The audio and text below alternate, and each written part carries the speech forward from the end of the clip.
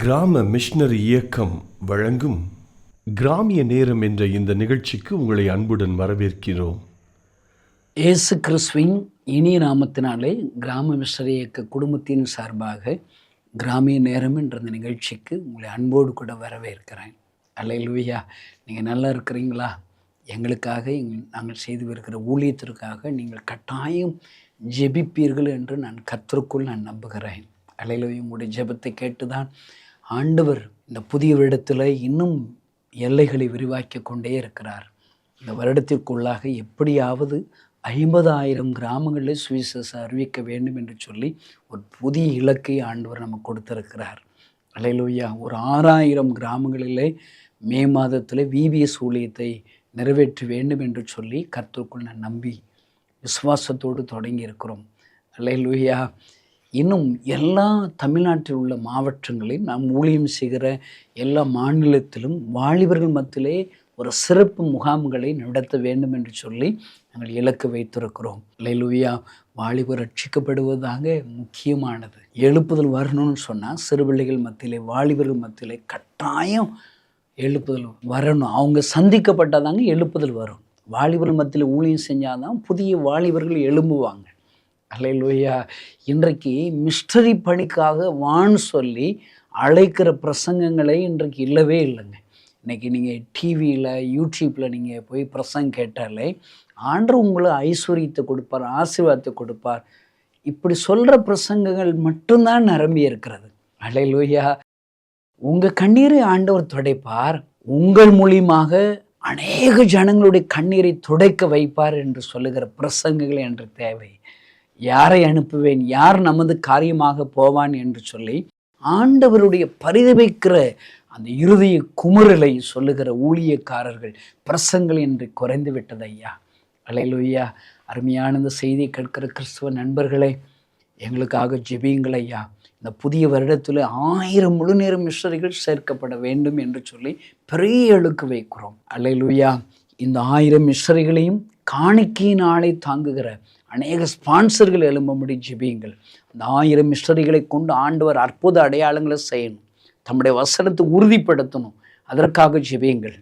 அல்லேலூயா. ஆண்டவர் சொல்லும்போது ஒரு முழு நேர மிஷனரிக்கு ஒரு வீட்டு ஜெபக்குழுக்களை நீ எழுப்பு, நான் தருவேன்னு ஆண்டவர் சொன்னாருங்க. இந்த செய்தியை கேட்குற நீங்கள் உங்கள் குடும்பத்தின் சார்பாக ஒரு முழு நேர மிஷனரியை ஜெபத்தினால தாங்க முன்னுருவீங்களாங்க. என்ன செய்யணும்னு சொல்லி கேட்குறீங்களா? நீங்கள் உங்கள் வீட்டில் ஒரு வீட்டு ஜெபக்கூட்டம் ஆரம்பிங்க. வீட்டு ஜெபக்கூட்டம்னா எவ்வளோ பேருங்க இருக்கணும்? 2 அல்லது 3 பேர் இருந்தால் போதும். நீங்கள் பகலில் ஒரு வேலை சும்மா இருக்கிறீங்களா, உங்கள் பக்கத்து வீட்டில் இருக்கிற 2 அம்மாமார்களை கூட்டு 2-3 பேராக சேர்ந்து ஒரு 2 மணி நேரம் ஜெபிக்க வேண்டிதானே? இல்லை சாயங்காலத்தில் மாதத்தில் ஒரு நாள் ஒரு 7 மணிலேருந்து 8 மணி வரையிலும் 1 மணி நேரம் போதுங்க. உங்களுடைய நண்பர்களாக, உங்களுடைய உறவுக்காரர்களாக நீங்கள் கூடி ஒரு வீட்டு ஜெபக்கூட்டம் ஆரம்பிக்கலாம். அப்படி நீங்கள் வீட்டு ஜெபக்குழுக்களை ஆரம்பிப்பீர்களானால் நாங்கள் எடுக்கிற 1000 மிஷனரிகளில் வட மாநில மிஷனரிகள், தமிழ்நாட்டு மிஷனரிகளில் ஒரு மிஷனரியே உங்களுக்கு நாங்கள் தருகிறோம். அல்லேலூயா. அந்த மிஷனரி நீங்கள் தத்தெடுங்க.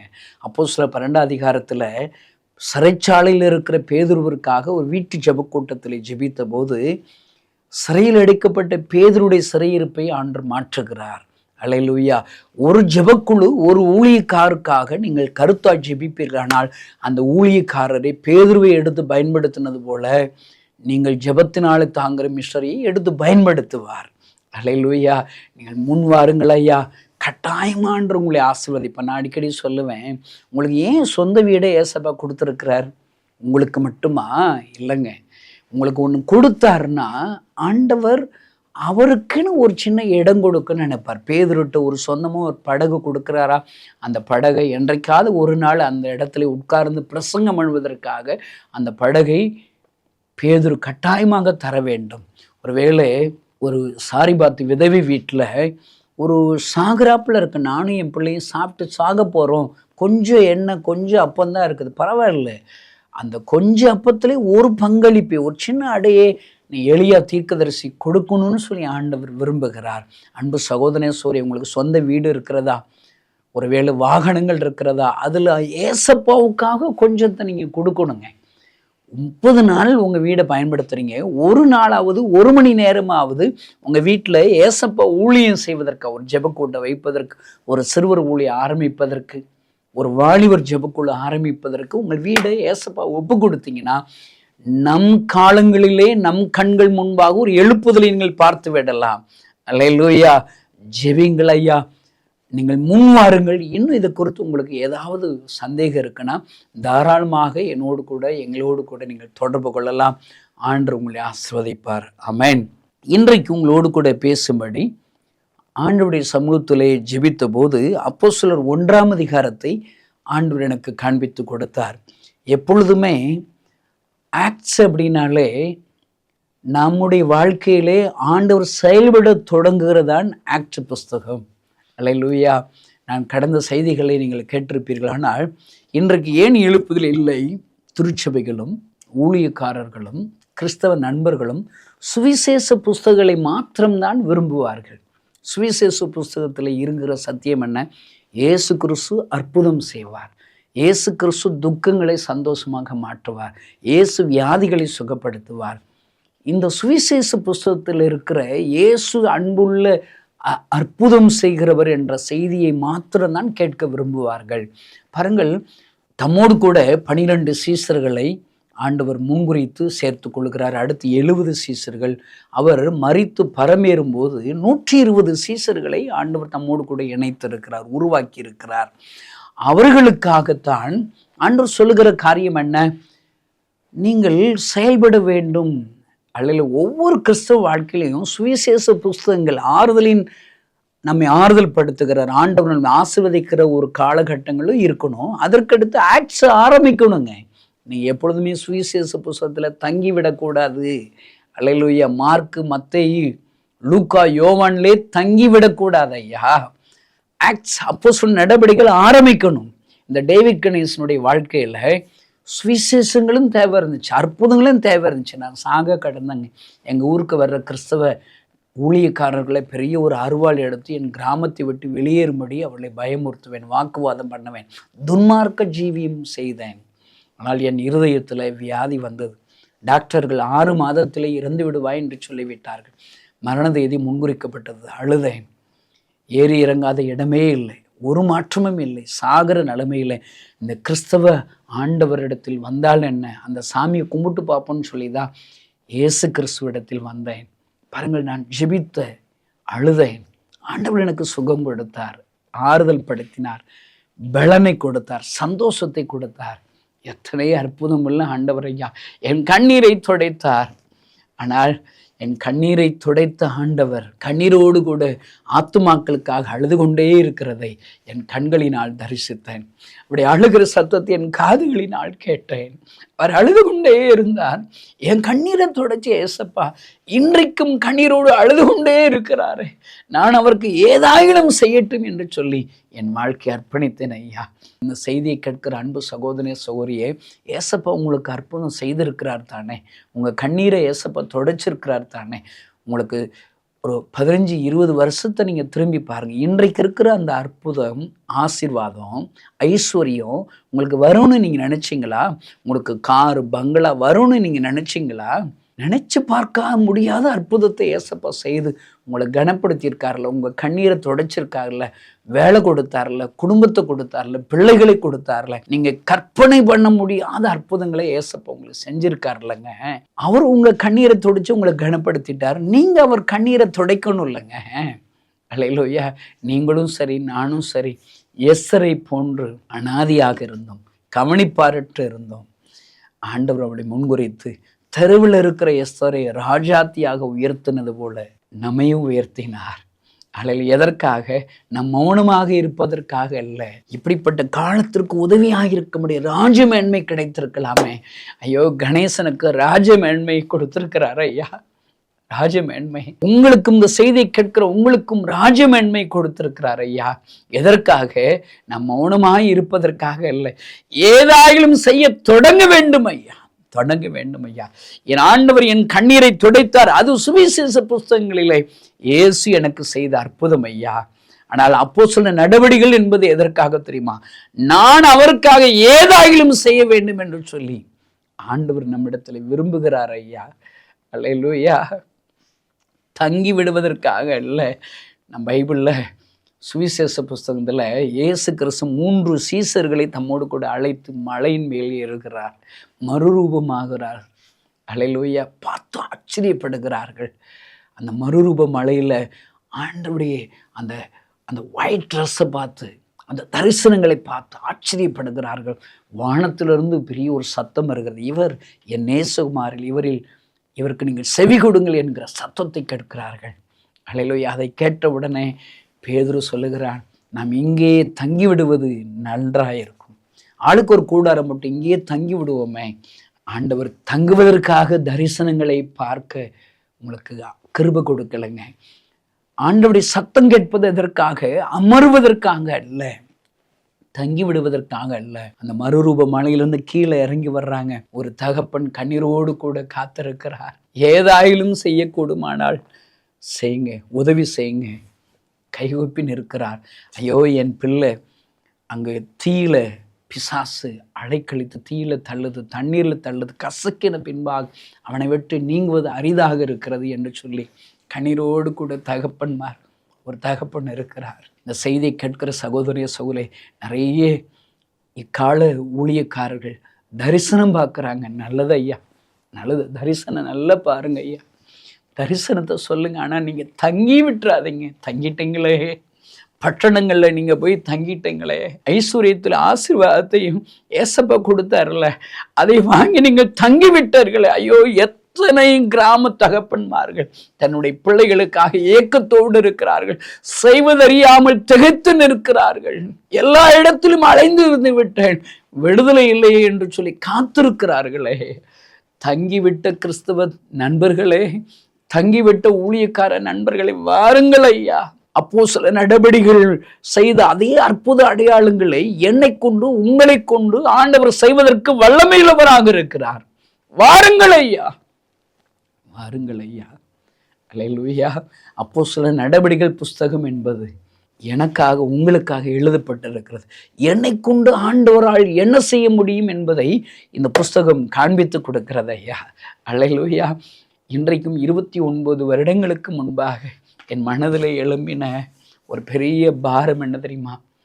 ஏசப்பா என் கண்ணீரை துடைச்சி என் இருதய வியாதியை சுகப்படுத்தினார்ல, என் கண்ணீரை துடைத்து ஆண்டவர் கண்ணீரோடு அழுது கொண்டே இருக்கிறார்ல. நான் முடிவு செய்தேன், ஏசப்பா அழாதீங்க, நான் இருக்கிறேன்.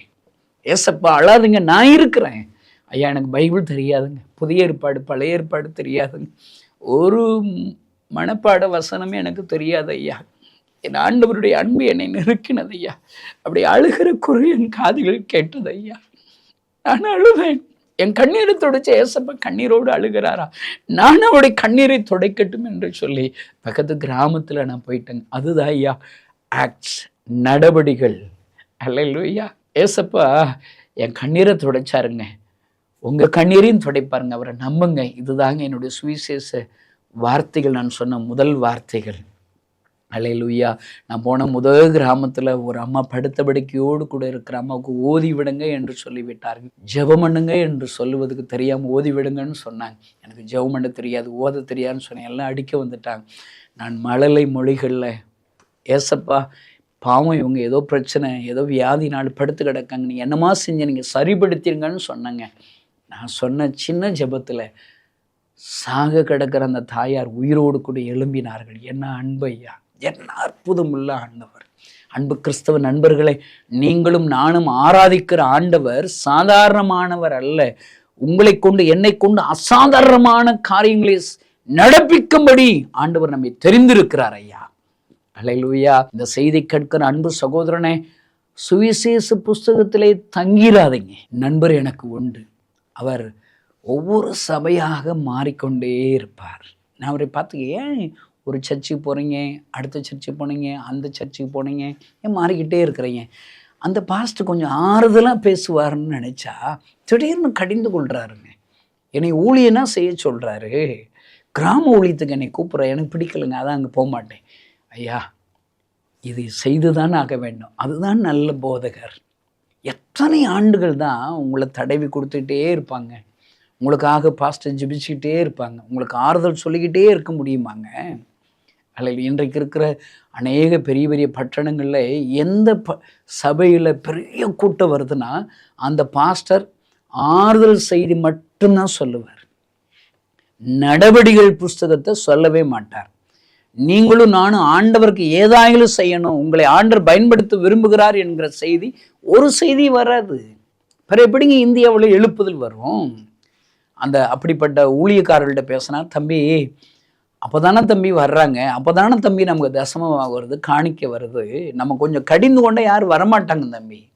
பாருங்கள், எல்லோருடைய நோக்கங்கள் தவறிவிட்டது ஐயா. அருமை கிறிஸ்தவ நண்பர்களை, இன்றைக்கு ஆண்டவர் உங்களோடு கூட பேசுவார். அப்போஸ்தலர் நடவடிக்கைகள் உங்கள் வாழ்க்கையிலே தொடங்க வேண்டும் என்று சொல்லி ஆண்டவர் விரும்புகிறார். அல்லேலூயா.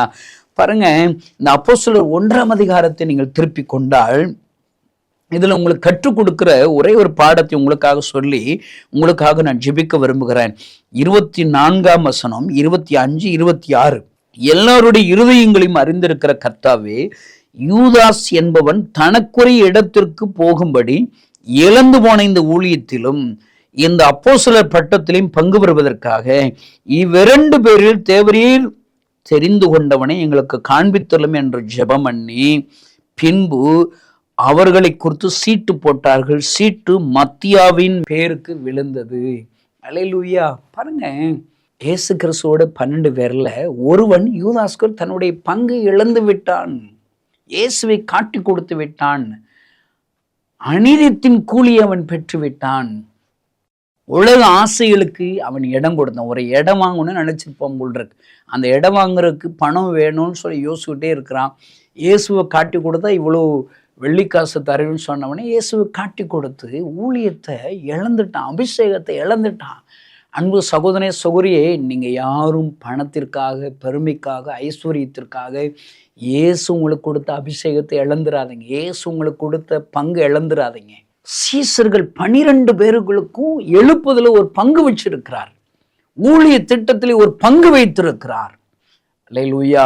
ஒருவேளை இன்றைக்கு அநேக கிறிஸ்தவ நண்பர்கள் தனக்குரிய பங்கை இழந்து விட்டார்கள் ஐயா.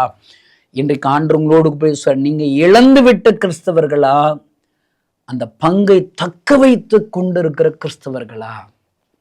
அல்லேலூயா. நல்லா ஞாபகம் வச்சுக்கோங்க, வஸ்து இல்லாட்டா எஸ்தர் ஆண்டவர் உருவாக்குவார். தேவன் செய்ய நினைத்தது ஒன்றாகிலும் தடைபடாத ஐயா. அல்லேலூயா. ஒரு தாளந்து உள்ளவன் சரியா செயல்படலையா, அந்த தாளந்து உள்ளவன்ட்ட இருந்து அந்த தாளந்தை பிடுங்கி இன்னொரு தாளந்து உள்ளவன்ட்டு ஆண்டவர் கொடுத்துருவார். சவுல் சரியில்லையா, சரியில்லாத சவுலுக்கு கொடுத்த அந்த அபிஷேகத்தை, அந்த ஊழியத்தினுடைய பங்கை பிடுங்கி ஆண்டவர் தாவீதிடத்திலே கொடுத்து விடுவார். நான் அடிக்கடி யோசிப்பேன், எப்படி இப்படிப்பட்ட கனமான ஊழியத்தை கணேசன் கைகளே ஏசப்பா கொடுத்துருக்கிறார். நான் யோசித்து பார்க்குறேங்க. எங்கள் அப்பா பேர் கருப்பையாங்க, எங்கள் அம்மா பேர் சரஸ்வதி. கருப்பையா சரஸ்வதி மயன் கணேசனுக்கு எப்படிங்க இந்த ஊழியத்தில் எப்படிங்க எனக்கு இவ்வளோ பெரிய பங்கு வரும்? என்னால் நம்பவே முடியலைங்க. என்னை கொண்டு ஆண்டவர் அற்புதங்களை செய்கிறார். என்னை கொண்டு பிசாசு பிடிகளை விடுதலையாக்குறார். இந்த கையால் நான் ஜெபித்த போது வியாதிகள் சுகம் அடைகிறது ஐயா, குழந்தை பாக்கியம் உண்டாகிறது. எத்தனை விதமான அற்புதங்கள் ஐயா, எத்தனை! இந்த கிருபை, இந்த பங்கு எதனால் எனக்கு வந்தது? யாரோ ஒருவருக்கு கொடுத்த பங்கை அவர்கள் இழந்து விட்டார்கள் ஐயா. யூதாசு தனக்குரிய பங்கு இழந்ததினால் அவனுக்குரிய இடம் மத்தியாவின் மேலே சீட்டு விழுகிறது. அல்லேலூயா. இந்த செய்தியை கேட்கிற அன்பு நண்பர்களே, உங்கள் பங்கை இழந்து விடாதீர்கள். ஒருவேளை இக்காலங்களிலே ஆண்டவர் அநேக புது புது ஊழியக்காரர்களை எழுப்பும்படி விரும்புகிறார். இந்த 2025 வருஷத்துல பெரிய ஒரு எழுப்புதலை நம் கண்கள் காணப்போகிறது. தமிழ்நாட்டு கிராமங்கள் காணப்போகிறது ஐயா. அல்லேலூயா. இத்தனை வருடங்களாக, 21 நூற்றாண்டுகளாக இந்திய தேசத்துடைய கிராமங்களும் தமிழ்நாட்டில் உள்ள கிராமங்களும் பாழாய் போய்விட்டது ஐயா. அந்த கிராமங்கள்ல அனாதையாக்கி விட்டார்கள். அந்த கிராமங்களை ஊழியம் செய்யும்படி சிலருக்கு அழைப்பை கொடுத்தார், பங்கை கொடுத்தார். அவர்கள் பணத்துக்கு அடிமையாகி கிராமங்கள் ஊழியத்தை மறுத்து விட்டார்கள் ஐயா, மறுதளித்து விட்டார்கள் ஐயா. அவர்கள் மறுதலித்ததினால் அந்த பங்கு எனக்கும் இந்த செய்தியை கேட்கிற உங்களுக்கும் ஆண்டவர் தர விரும்புகிறார் ஐயா. அல்லேலூயா. இங்கு இந்த வேத வசனத்தை வாசித்து பார்த்தா அவங்களுக்கு யூதாஸ்க்கு அடுத்து யாருக்கு அந்த சீட்டு விழுகுது, யாருக்கு அந்த பங்கை கொடுக்க போறீங்கன்னு சொல்லி 2 பேரை எழுதி போடுறாங்க. எப்பொழுதுமே குழப்பங்கள் வந்தாலே ஜெபம் பண்ணணுங்கிறத தான் இந்த வசனத்தை ஆண்டவர் நம்ம கற்றுக் கொடுக்கிறார். அல்லேலூயா. எப்பொழுதுமே ஜெபிக்கணும். குழப்பம் வந்துச்சுனாலும் ஏசப்பாட்ட ஜெபம் பண்ணிடணும். ஜெபம் பண்ணிட்டு ஆண்டவர் குழப்பத்திற்கு பதில் தரப்போகிறார். அல்லேலூயா. இப்போ இவங்களுக்கு குழப்பம் வருது. 2 பேர்களை சீட்டு எழுதி அவங்க போடுகிறார்கள். சீட்டு மத்தியாவின் மேல் விழுகிறது. அன்பு சகோதரனே சகோதரி, இந்த செய்தி நீங்க ஏன் தெரியுமா இப்படிப்பட்ட செய்தி நீங்க கேட்டுக்கொண்டிருக்கிறீங்க? கடைசி கால எழுப்புதலுக்கு உங்களுக்கும் ஒரு பங்கு இருக்கிறது சகோதரனே. அருமையான தாயாரே, இன்றைக்கு ஆண்டவர் உன்னோடு கூட பேசுகிறார். எழுப்புதல் திட்டத்திலே உனக்கு ஒரு பங்கு இருக்கிறது என்று கர்த்தர் சொல்லுகிறார். அது என்ன பங்கு? உன் வீட்டில் ஒரு ஜெபக்கூட்டம் ஆரம்பிக்கிற ஒரு பங்காக இருக்கலாம். ஒருவேளை உன்னை ஒரு தேவராக கிராமங்களில் புறப்பட்டு போகிற ஒரு மிஷனரி பங்காக இருக்கலாம் ஐயா. ஒரு ஆலயத்தை கட்டி கொடுக்கிற ஒரு பங்காக இருக்கலாம். ஒருவேளை சூனமியாள் போல எப்பொழுதும் வருகிற இந்த தீர்க்கதரிசி ஊழியக்காரர் பரிசுத்தமான் என்று காண்கிறேன் என்று சொல்லி எலிசாவுக்கு உடன் ஊழியக்காரர் ஒரு சிறிய அறை கட்டி கொடுக்கிற அப்படிப்பட்ட பங்காக இருக்கலாம் ஐயா. இன்றைக்கு அநேக சூனிமி ஆட்கள் தேவை ஐயா. அல்லேலூயா. ஊழியக்காரர்கள் தங்குவதற்கு, ஊழியக்காரர்கள் உருவாக்குவதற்கு ஜெபிக்கிறவர்கள் தேவை. ஆண்டவர் சொன்னார், அறுவடை மிகுதி, வேலையாட்களை குறைவு. எஜமான் அந்த அறுவடை அறுக்கும்படி வேலையாட்கள் அனுப்பும்படி ஜெபம் பண்ணி கொள்ளுங்கள் ஐயா. இன்றைக்கு எழுப்புதலை விரும்புகிற யாரானாலும் சரி, புதிய மிஷனரியில் எழும்பும்படி ஜெபிப்பீர்கள், எழுப்புதலை விரும்புகிறீர்கள். வாலிபர்கள் மத்தியிலே ஊழியம் நடக்க வேண்டும். வாலிபர்களுக்கு ஆண்டோட அன்பு அறிவிக்கப்பட வேண்டும். வாலிபர்கள் பரிசுத்தாவினால் நிரப்பப்பட வேண்டும் என்று சொல்லி ஜெபித்து செயல்படுவீர்கள். அப்படிப்பட்ட ஊழியத்திற்கென்று நீங்கள் காணிக்க கொடுப்பீர்கள். உங்களுடைய பங்களிப்பை கொடுப்பீர்கள் ஐயா. சீட்டு மத்தியாவின் மேல் விழுந்தது. நினிவேயில எழுப்புதல் கொடுப்பதற்காக சீட்டு யோனாவின் மேல் விழுகிறது. ஆனால் அந்த யோனா பின்மாற்றத்தோடு கூட திசை மாறி தர்சுக்கு நேராக செல்கிறான். அன்பு சகோதரனே சகோதரியை, உன்னை கிராமங்களுக்கு எழுப்புதலுக்காகத்தானே உன்னை ஆண்டவர் தெரிந்து கொண்டார். ஏன் கிராம எழுப்புதலுக்கு உன்னுடைய பங்களிப்பு கொடுக்க வேண்டும்? உங்க அம்மாவை விசாரிச்சு பாரு. உங்க அம்மாவுடைய அம்மாவை எங்கிருந்து வந்தவர்கள்? கிராமங்களில் தங்கி இருக்கிறவர்கள். கிராமங்கள்ல தங்கி இன்றைக்கு பட்டணங்கள்ல இருக்கிற நீங்க கிராம ஊழியத்தை மறந்துட்டீங்கன்னா யாருங்க கிராம ஊழியத்தை செய்வா? கிராமங்கள்ல யாருங்க மிஷனரிகளை போவா? அன்பு சகோதரே சோரி, இன்றைக்கு யோனா போல திசை மாறி தர்சுவுக்கு நேராக உங்கள் கண்களை திருப்பி விட்டீர்களா? பட்டணங்கள்ல மாத்திரம்தான் ஊழியம் செய்வேன், பட்டணங்கள்ல இருக்கிற ஊழியத்திற்காகத்தான் ஜெபிப்பேன், பட்டணங்கள்ல இருக்கிற ஊழியத்திற்காகத்தான் கொடுப்பேன் என்று சொல்லி திசை மாறின யோனாவின் பேர்களை சீட்டு விழுந்தது போல இன்றைக்கு உன் மேல சீட்டு விழுகிறது. கடைசி கால எழுப்புதல் இந்த 2025ஆம் ஆண்டு கிராமங்களில் பெரிய ஒரு எழுப்புதல் வரப்போகிறது. அதற்கு உன்னுடைய பங்களிப்பு தேவை. உன்மேல் என் ஆண்டோடைய வல்லமை இறங்குறது, உன்மேல் சீட்டு விழுகிறது என்று கர்த்தர் சொல்லுகிறார் ஐயா. அல்லேலூயா. இந்த கணேசன் மேல சீட்டு விழுந்தது ஐயா. நான் அதை உண்மை உத்தமத்தோடு கூட 29 வருடங்களாக செய்து என் வாழ்க்கையை ஒப்பு கொடுக்கிறேன் ஐயா. நான் சாகிற வரை இந்த கிராம ஊழியத்திற்காக ஒப்பு கொடுத்திருக்கிறேன். ஏனென்றால் இப்படிப்பட்ட ஊழியத்திற்கென்று பங்கை இந்த கணேசன் மீது சீட்டு விழுந்ததே. அன்பு சகோதரனே, உன்னுடைய பங்களிப்பு என்ன? மத்தியாவின் மேலே விழுந்த அந்த சீட்டு, இந்த டேவிட் கணேசன் மேலே விழுந்த சீட்டு உன்மேல் விழுகிறது. உனக்கு ஒரு எழுப்புதலை ஒரு பங்கு இருக்கிறது. கிராம ஊழியத்தில் உனக்கு ஒரு பங்கு இருக்கிறது ஐயா, பங்கு இருக்கிறது. இன்றைக்கு உங்களை ஒப்பு கொடுங்க. அல்லேலூயா. நீங்க நான் கிராம ஊழியம் செய்ய விரும்புகிறேன், என்னுடைய பங்களிப்பை கொடுக்க விரும்புகிறேன், நான் என்ன செய்யணும் பிரதர்? நீங்க என்கிட்ட கேளுங்களேன். எப்பொழுதாவது நீங்க கிளம்பி நான் உங்களுக்காக நேரம் செலவழிக்கிறேன், இங்கே குடும்பம் எங்கள் வீட்டுக்கு வாங்கலை, இல்லை உங்கள் இடத்துக்கு நீங்கள் என்னை கூப்பிடுங்க, ஒரு காஃபி கொடுங்க, ஒரு தடவை சாப்பாடு கொடுத்தீங்கன்னா நான் வந்துடுவேங்க. நான் உங்களோடு கூட பேசுகிறேன், உங்களுக்கு கற்றுக் கொடுக்குறேன். அல்லேலூயா. எனக்கு என்ன தெரியுமா ஆசை? இந்த வருஷத்தில் எல்லா கிறிஸ்தவ குடும்பங்களும் ஆளுக்கு ஒரு கிராமத்தை தத்தெடுத்தா போதுங்க. அல்லேலூயா. அதற்கென்று ஆண்டவர் எனக்கு சொன்னார், முதல் ஞாயிற்றுக்கிழமை எழுப்புதல் ஞாயிறு என்று பெயரிடு என்று சொன்னார். அல்லேலூயா. அந்த எழுப்புதல் ஞாயிறில் காலையில் எல்லாம் சர்ச்சுக்கு போங்க, நல்லா ஆராதிங்க, பாட்டு பாடுங்க, காணிக்க கொடுங்க, நல்ல வீட்டுக்கு வந்து கறி மீன் முட்டையை சாப்பிட்டுட்டு ஒரு 3 மணிலேருந்து 4 மணி வரையிலும் உங்களோடு கூட நான் பேசுகிறேன். எங்கள் டிவி மூலியமாகவோ எங்களுடைய யூடியூப் சேனல் மூலியமாகவோ எப்படி கிராமங்களுக்கு போகணும், என்ன செய்யணுங்கிற ரகசியத்தெல்லாம் நான் உங்களுக்கு கற்றுக் கொடுக்க ரெடியாக இருக்கிறேங்க. ஒரு 3 to 4 தேவையான ஆலோசனைகளை சொல்லிட்டு 4 மணிலேருந்து 6 மணி வரை 2 மணி நேரம் ஒரு கிராமத்துக்கு போறீங்களாங்க. எதிரே இருக்கிற கிராமத்துக்கு புறப்பட்டு போங்கள் ஐயா. அங்கு கழுதை குட்டிகள் கட்டி இருக்க காண்பீர்கள், அதை கட்டவிழுங்க.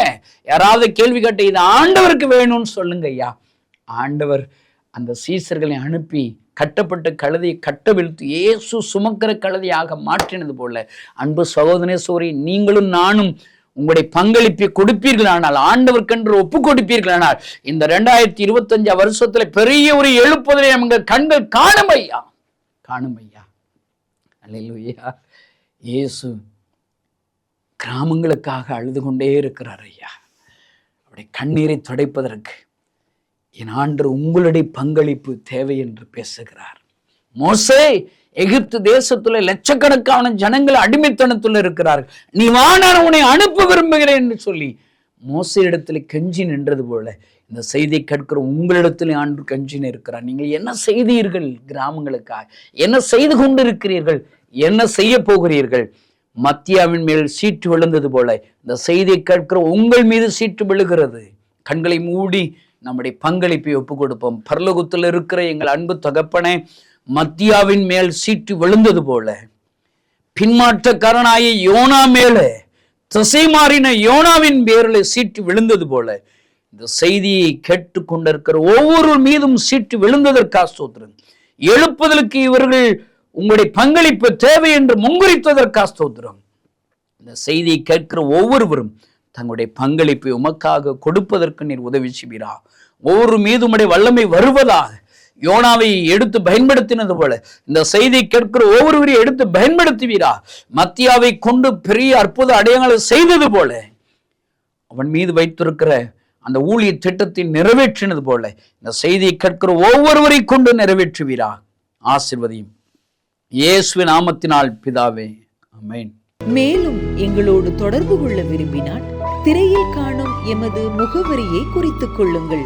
கிராம மிஷனரி இயக்கம், தபால் பெட்டி எண் 51, விருதுநகர் 626001. இந்த நிகழ்ச்சியையோ அல்லது எங்கள் ஊழியத்தையோ நீங்கள் தாங்க விரும்பினால் கீழ்காணும் தொலைபேசி எண்ணை தொடர்பு கொள்ளலாம். 7378000444 7378 000 444. கர்த்தர் தாமே உங்களை ஆசீர்வதிப்பாராக.